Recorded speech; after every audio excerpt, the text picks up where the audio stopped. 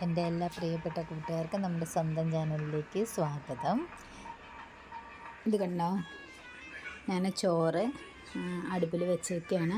ഏകദേശം വേവാറായിട്ടുണ്ട്. തിളച്ചുകൊണ്ടിരിക്കുകയായിരുന്നു. അത് ഞാൻ കുറച്ച് വെള്ളം കൂടി ഒഴിച്ച് കൊടുത്തു.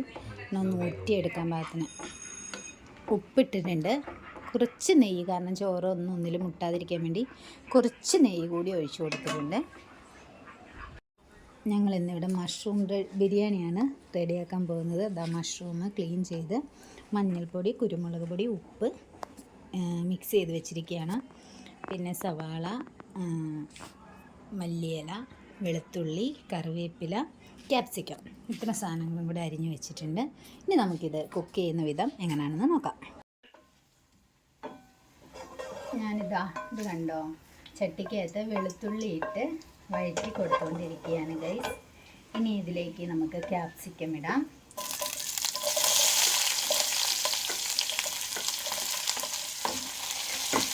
ഇത് അത്യാവശ്യം നല്ല വേവ് ആയതിനു ശേഷം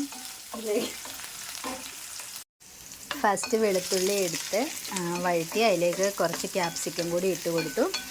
ഇത് വഴണ്ടതിന് ശേഷം ഇതിലേക്ക് നമുക്ക് കട്ട് ചെയ്ത് വെച്ചിരിക്കുന്ന സവാള, മല്ലിയില ഇതെല്ലാം ചേർത്ത് കൊടുക്കാം.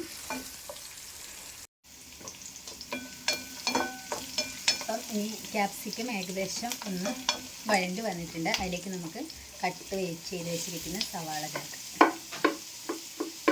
ഞാൻ രാവിലെ അമ്പലത്തിൽ പോയിട്ടോ, ക്ഷേത്രത്തിൽ പോയിട്ട് വന്നിട്ട് ചോറ് വെച്ച് കഴിക്കാനുള്ള ടൈമില്ല. അപ്പോൾ ജസ്റ്റ് ഒരു ബിരിയാണി, അതാകുമ്പോൾ പെട്ടെന്നാവുമല്ലോ. അതിന് വേണ്ടിയിട്ടൊരു മഷ്റൂം വെജ് ബിരിയാണിയാണ് ഞാൻ ചെയ്യാൻ പോകുന്നത്. മഷ്റൂം എന്ന് വെച്ചാൽ വെജ് തന്നെയാണല്ലോ അല്ലേ. മിക്സ് ചെയ്തുകൊണ്ടിരിക്കുകയാണ്.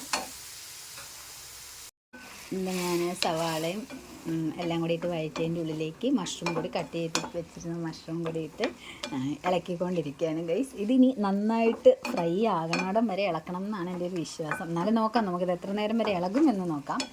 ഇളകി കഴിഞ്ഞതിന് ശേഷം അടുത്ത കാര്യം വന്നേരം പറയാം.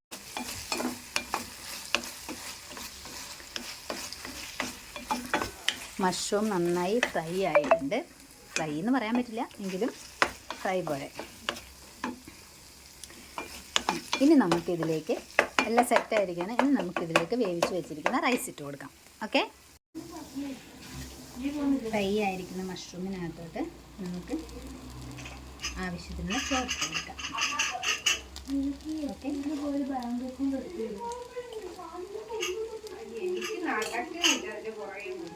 അങ്ങനെ നമ്മുടെ മഷ്റൂം ബിരിയാണി റെഡി ആയിട്ടുണ്ട്. വേണമെങ്കിൽ ഇതിലേക്ക് ഒരു തുള്ളി, വേണമെങ്കിൽ ഒരു സ്പൂൺ നെയ്യ് ഒഴിച്ചു കൊടുക്കാവുന്നതാണ്. നമ്മളിവിടെ ഞാൻ പറഞ്ഞില്ലേ, നമ്മളിവിടെ മാല ഇതിന് മുൻപിലത്തെ വീഡിയോയിൽ ഇട്ടിട്ടുണ്ടായിരുന്നു. മാല ഇട്ടിരിക്കുന്നത് കൊണ്ട് ഒരുപാട് കാര്യങ്ങളൊന്നും കുക്ക് ചെയ്യുന്നില്ല. കുറച്ച് അത്യാവശ്യത്തിന് വേണ്ടി മാത്രം. പക്ഷേ അതിനൊരു ടേസ്റ്റ് കിട്ടിക്കോട്ടെ, കഴിക്കാൻ വെറും ചോറൊക്കെ കഴിക്കുന്നതിൽ ഭേദമല്ലേ കറികളൊന്നും ഇല്ലാതെ എന്ന് വിചാരിച്ചിട്ടാണ് ഇങ്ങനെ ഒരു സെറ്റപ്പിൽ ഉണ്ടാക്കിയെടുക്കുന്നത് കേട്ടോ. ഞാനപ്പം എന്തെങ്കിലും ഉണ്ടാക്കുന്നുണ്ടെങ്കിൽ അത് നിങ്ങൾക്ക് കൂടി ഷെയർ ചെയ്യുന്നതാണ്. അങ്ങനെ സിമ്പിളായിട്ട് നമ്മുടെ മഷ്റൂം ബിരിയാണി റെഡി ആയിരിക്കുകയാണ്. ഇത് കണ്ടോ, ഇനി ഇതിൽ വേണമെങ്കിൽ അച്ചാറോ സലാഡോ ഒക്കെ കൂട്ടിയിട്ട് നമുക്കിത് കഴിക്കാവുന്നതാണ്.